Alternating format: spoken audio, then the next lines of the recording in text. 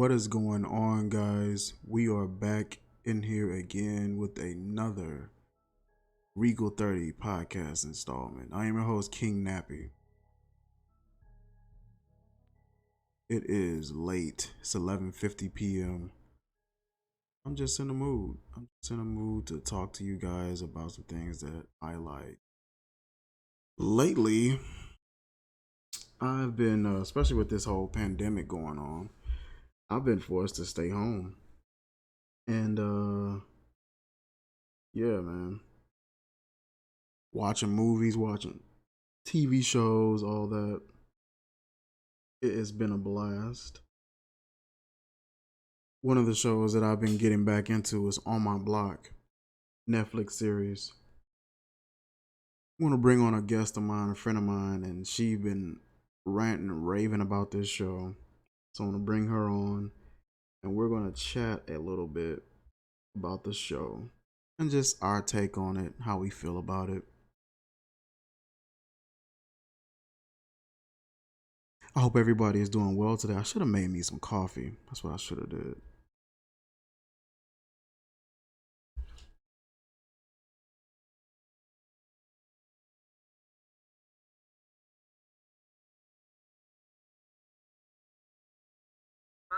Yo. What's up, Mike? What's up, Mike? Who was that, Kay? Yes. What is up, Kay? What's good with you? Naruto. Gotta go. Oh my gosh. All Right. right. Fix it right now. All right. Have a discussion. Okay. Bye. What's going on, Mike? Not much, lady. Not much. How's your night going so far? No, it's not going really great. Been here with them all day. Who all there? Just Kay? No, my mama here, my other sister here, and her auntie live with us, and they just been here all day. Like they don't got nowhere to go. So you got a full house going on over there. Yeah. So I was talking a little bit and just saying that I've been watching a show, the On My Block show, the Netflix series. We're at the third season, and I was kind of just talking about how I've been watching it. You know, with this whole pandemic going on, and everybody's kind of locked in their houses and not able to work for real. You know, I got no choice but to watch some good TV shows. So I've been watching this show, man. What's your take on it, man? Like, what was your first impressions with this film? Well, when I first, when I saw the first season, Mm-hmm. I really loved it, and like how like the scenarios of what they were going through, because like that's the real life. Like if you grew up in certain neighborhoods, then like what's going on. Like when I remember it was one scene where they were all in the house and they heard, or they were outside and they heard a gun go off, and it was like there was a 45, and it was like no, there was a 44. It was like yeah, it was like like you grew up in certain parts of wherever you live at. Yeah. And like at the end, when they were at the party, and like stuff like that always pops off all the time. Like that's real life things that happen, and that's what I really love about it. Mm-hmm. And I love the acting as well, but like there's always room for improvement. But you know. So with that, you said there's always room for improvement with the acting. What were some things that you saw that kind of gave you that notion? Like, what were some things? What were some scenes that you saw? Okay, so before I even like get to that, I just want to say like they're all like incredible actors. Mm-hmm. Like she's not even like technically the main character, but Jasmine. Jasmine is dope. she's hilarious. And, like, she has good timing and everything. Like, she knows when to be serious. She knows when to be funny. Mm-hmm. And, like, she knows that she's annoying, but, like, it's amazing. But I really love her on the show. Yes. And, Ruby, like, I love Ruby. He's a great actor as well. Mm-hmm. I really liked Ruby because, and I did a review video. Oh yeah, you already saw. I'm tripping. But I was just talking about Ruby and how he's like the smallest, and it seems like he's perceived to be the youngest, but Yeah. he always had like great leadership skills, and it seemed like the group always sort of ran things through him before they really carried out any action or anything like that. They always kind of ran it past Right. Ruby, and I thought that was really impressive. Like he don't look anything like a leader, kind of frumpy, sort of small, still looks like a little kid, but was able to sometimes make big decisions when it was needed. Yeah, and I really love Jamal. Like Jamal and I Jasmine got are my like my cheddar. favorite. And I really love Monse as well. Mm-hmm. But like I think there was a scene where her and Caesar were having a conversation. Uh-huh. Like they were at school and they were walking, and like transition, like they was talking about something, and then they were supposed to transition talking about her mom, and I was like that could have been a little better. So like sometimes the transitions weren't like really good. Like they could have just been better. So for the listeners who may not know what you mean by how they transition, how would you explain that to them? So when you're in the scene and like you're transitioning, that's like if me and you are in the scene and we're talking about something, and then the conversation is supposed to go to a different topic. Yeah. It's supposed to flow naturally. Got like you. Not forced, but like naturally. Like let's just say like if me and you were in the scene and we were walking down the street and we were talking about like the cat that just ran across the street or something, and then let's just say if you get a text or something and I ask you what it was about, and like if it doesn't flow naturally, then it's gonna feel forced. Okay, I got you. So is there any scenes or any times where an unnatural flow or an abrupt stop in between topics would be okay? Like, because I noticed there are a lot of times where these group of actors, especially with like Jasmine and Jamal, just like they'll be talking about something and it'll be like it'll change so fast, Yeah. So I guess there are times where I guess a transition in some of those scenes, it's funnier when it's abrupt and it's sort of sudden. Or am I off with thinking that? Yeah, like I guess with those two, I just think they have really good timing. Yeah. Like when they are trying to change the topic. Yeah, they're incredible. So yeah, I don't know, but I don't know what it is with the other actors, but I know specifically those two, they just know when to cut it and they just have really good timing. Yeah. Jamal was he was such a breath of fresh air. I liked his character for a number of reasons. He seemed like he was just fresh off of a Disney show, for one. Like just how bright and colorful his personality is, and Just the how the colorful the dialogue is. It seemed like a Disney character, like a Disney sitcom character. Um, he would like start singing at random moments. The moment where he went into that mailbox to try to get that bag of money out, and he fell in and he found it, and he was just like, "I got my cheddar." I was dying laughing. Like stuff like that was just priceless. It seemed like he was very underrated with how ambitious he was at so far as his Yeah. character. When he found out, I think it's like Rolling Heights or Ball. What is it called? Roller Heights, What?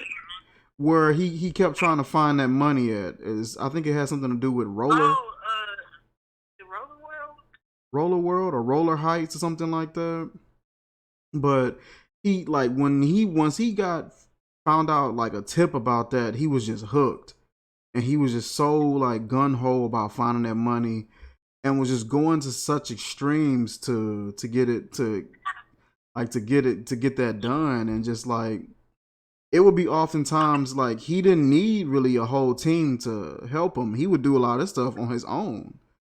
Yeah. And you would see it would be a lot of scenes where you see the whole group, they're all together and they all hanging out, and Jamal like is somewhere else, and then he'll show up like, "Yo, guys, I found this, we gotta check this out," kind of thing. And it's I always thought that was unique how he was very self-reliant and just really self-driven and very ambitious. It was a lot of little small things that I was noticing about his character. Yeah, I can say that not only him, but Jasmine as well. Jasmine, Oh like, yeah. she was just so serious. And, like, for her to play that part, like, amazing. And, like, she's actually older than all of them. Mm-hmm. I think she's, like, 30, 31, 32. Wow. Yeah. Yeah, I would have never guessed that. Yeah, she plays that part well, really well. It kind of reminds me of what is that? When is it when they see us?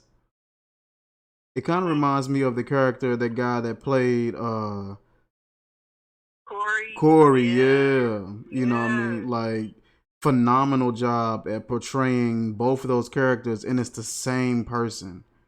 What I mean, and man, you. he did such an amazing job with that one. Like that's a whole different topic right there. It was like I think what what really amazed me about it was the fact that I forgot his nationality. I think he's Cuban, Puerto Rican, He's Afro Dominican. Yeah, Dominican. Okay, but they naturally just talk extremely fast.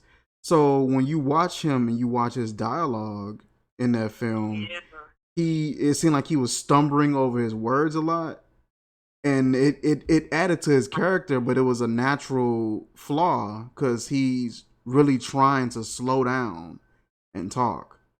So it was a flaw, it was a natural flaw, but it added to his character and that nervousness that you would expect from a teenage kid in that situation. So I thought that was just like I thought that was priceless how he did that. But I'm getting off you know, topic with him. yeah. Like I said, we'll talk about that one a different time. So that's a whole different topic right there. But But Jasmine, like you said, Jasmine is amazing. And it was a part where she kind of slowed down and she started explaining why she acts the way she acts, why she is the way she is, and took more of a serious yeah, tone. And it just really brought it home, you know what I mean? And she became a little less annoying for the viewers. And I began to understand, her thought process and how like the group needed it, you know what I mean, to a degree.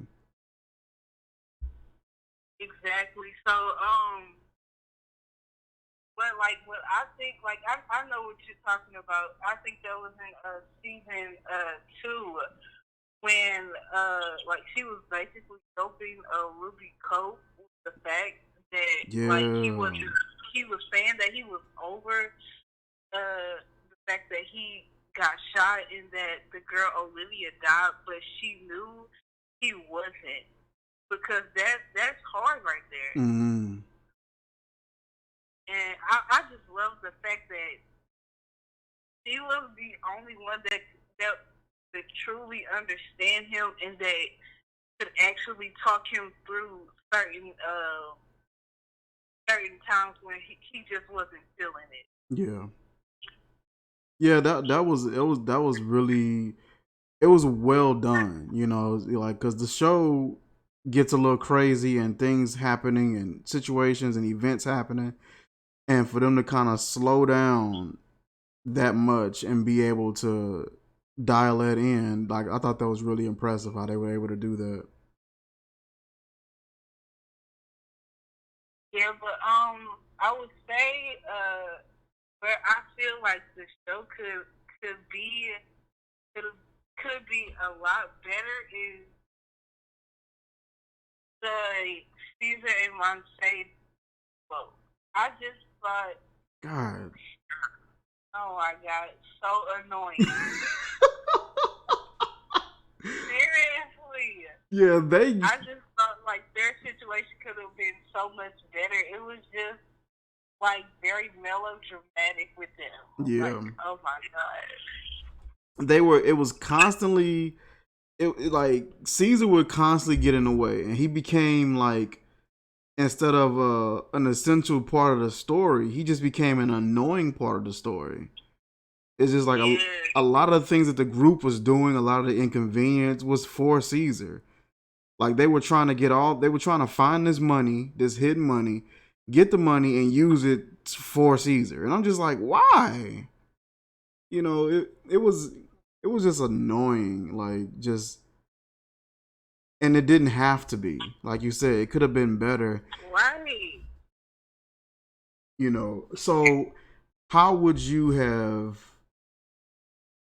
I guess, written the arc of their relationship and their characters, the Caesar and Monse? Um.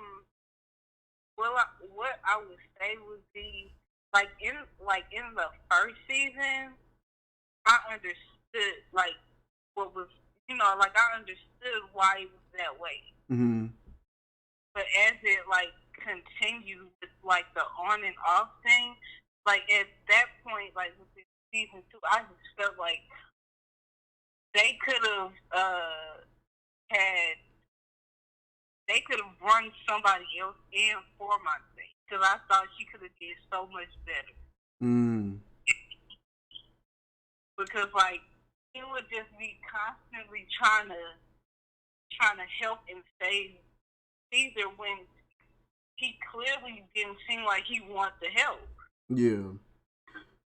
And it just got tired, you know what I mean? Like that whole narrative just got so played out. Yeah, and I just felt like if they would have brought in like another guy for Monte or like added to the group maybe, then I felt like it could have been so much better with their dynamic. Yeah.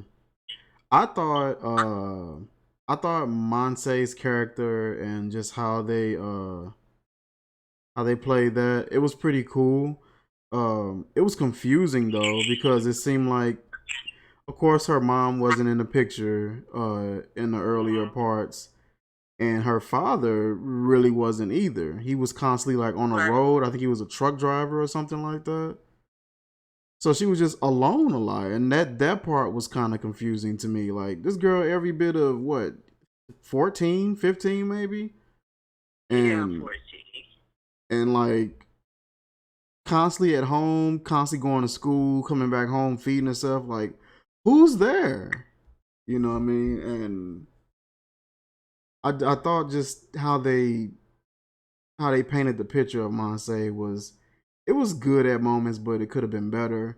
I liked which is weird, but the faces that she used to make, like she would just make these weird faces, but in certain scenes, it really painted the picture of how dramatic she they were portraying that scene to be, or how devastating maybe a situation could have been for. Like it just kind of fit well with it. There was a lot of scenes where she was just making like really odd face because she got an odd face, even though she's really pretty. Like she just got a weird face. Like at certain angles, she looked like a dude trying to be a girl on certain scenes. Oh, But in a lot of scenes, she looked like a really pretty young lady. It's just weird. Like is it back and forth thing? Cause like I said in my review, she's girly, she's dainty in a lot of scenes, and then there's times where she's like kind of tomboyish and sort of laid yeah. back. And I thought that was cool that they was able to showcase both of those, you know, those certain facets with her character. But like, I can kind of see why she mainly like kind of got the boyish thing going on. Yeah, because I guess hanging with a whole group of dudes probably. Yeah, like I can kind of see why she was that way. Uh, but I like my say, but I feel like they could have just did better, like with some of the things that they were doing, like to her Yeah, or like having her do. yeah, they could have. I Like thought, sorry, like when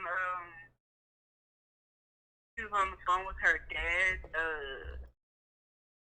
and he told her not to have Caesar in the house, uh huh, stuff like that. Like I don't know. I just feel like things could have just been better with her. yeah, yeah, it could have. They I just feel like they were doing like sort of like the cliche thing. He's like, don't have anybody in the house kind of thing, and it's just like, boy, you're miles away. She's definitely Like for to what are have you somebody in the gonna house. do? um, I liked I like that show a lot. It was really enjoyable. Me and my wife, we found ourselves like binge watching a lot of the episodes and having to tell ourselves like, no, we're gonna wait. We were actually introduced to the show by a couple friends of ours from our church. Um, they ended up introducing us to the show, and we ended up passing them up like where they was when they were watching it. Oh, I don't know if you remember Tia. I don't know if you was there. Tia and Joe. Yeah. They were there,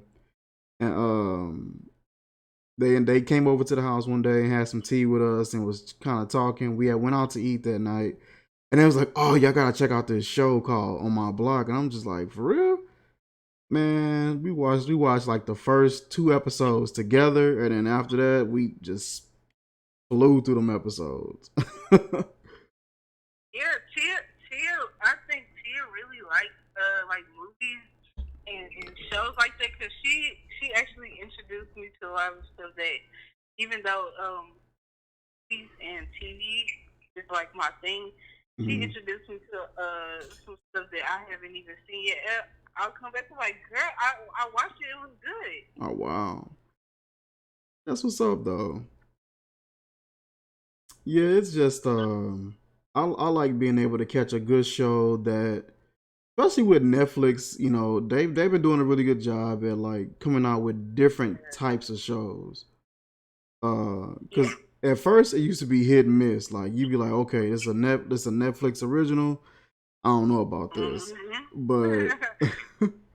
they've been doing a pretty good job at like just using different concepts. It's a new show. It's a newer show that hit called something's Ultimate Playlist. Is it Zaina's Ultimate Playlist or something like that? I think I didn't watch it. I heard of it though. My listen, my wife been watching it. Gio, she loved musicals and all that, and it's kind of like a musical, but it's like it's based off of being able to read somebody's thoughts or hear somebody's thoughts. So the young lady, she can hear people's thoughts, but she hear them in the form of musicals. So like whatever a person's thinking, maybe a guy likes her, she'll hear it and it'll be like this whole ballad, this whole, you know, serenade song that he's singing to her, but that's her way of hearing his thoughts. It's real different, you know, so far as like I guess in today's modern time or whatever, and trying to Yeah. just put a refreshing kind of spin on musicals. But yeah, Netflix, man, they've been on the move with these shows, man. They doing a pretty good job. On My Block is definitely one of my favorite ones. The third season though is just, I don't know. Like I said, I haven't finished it. I only watched maybe the first 3 episodes, but it's just really like they got really silly and wacky on the third season, and so I've been kind of like taking my time getting through it. I ain't really been binging it like that. I can say this because I have watched it, but I'm not gonna like spoil it. Yeah. I can say that for the third season, it was interesting, but I'm gonna just say like I don't think nothing tops the first season. Yeah, because it was the first impression. You know what I mean? Like, and usually that doesn't happen. Usually the first season is the most forgettable because it's slow. It's taking a while to get Right. going. Um, Stranger Things kind of put me in the mind of how On My Block is, because the first season in Stranger Things was really like captivating. Um, and really laid the foundation for how the show, was panning out in the later seasons. But it was just so intriguing, and seeing all the like the old '80s and '70s references to movies and stuff like that. Um, but it's not a lot of shows that's able to do that. Yeah, I'm gonna just say like I just really enjoy On My Block. Yeah. I do like I love it though. Hmm. And just that West Coast perspective too. Like, it's I always like watching movies that's like Right. in the reference to the West Coast, because it's completely different from where we're at, and it's just seeing how people live out there, seeing how people's lives are, and just vastly different. Uh, even just how different the gangs are. We got gangs out here, but it just seems just how they operate, how they move out there, what's priority for them and priority out here. It's always just a huge difference, and it's always cool to see that portrayal in films. Yeah, but do you know what another character that I really enjoy has to be Spook, yeah, man, Spook, cool. I really like him. Yeah, Spook, cool. And it's so weird how they portray him too. Like, just like Yeah.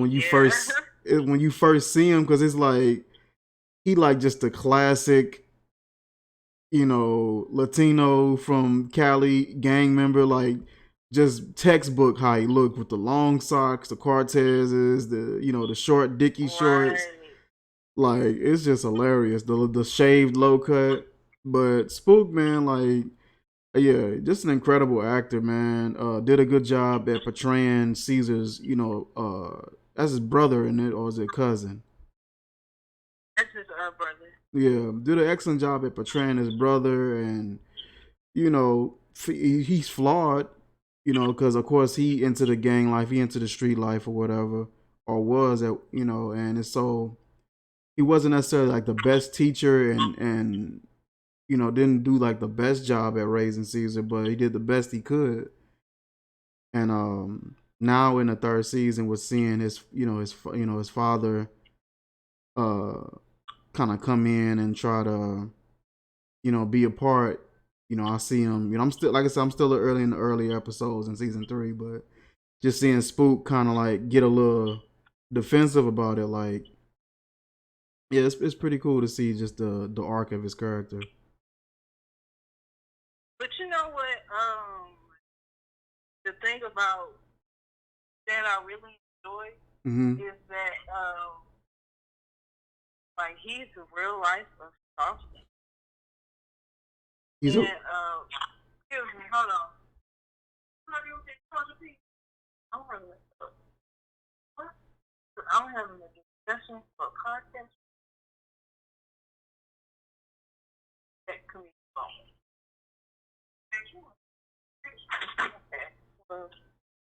they ignore that. Like I was saying, Pookie is like really a softie.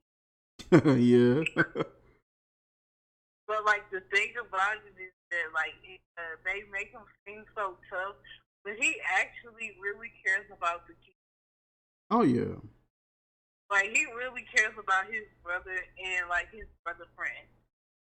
And like Mm-hmm. that's the thing that I really like, cause I remember when when I was watching, and this was the the second season after Ruby had got shot, Mm-hmm. and he was walking down the street like hey, I'm talking to you. He was just trying, he was like, I'm just checking up on you to see how you was doing. like that, like it just shows you how like he really cares about them. So Yeah, I like the part, and I'm pretty sure you remember it.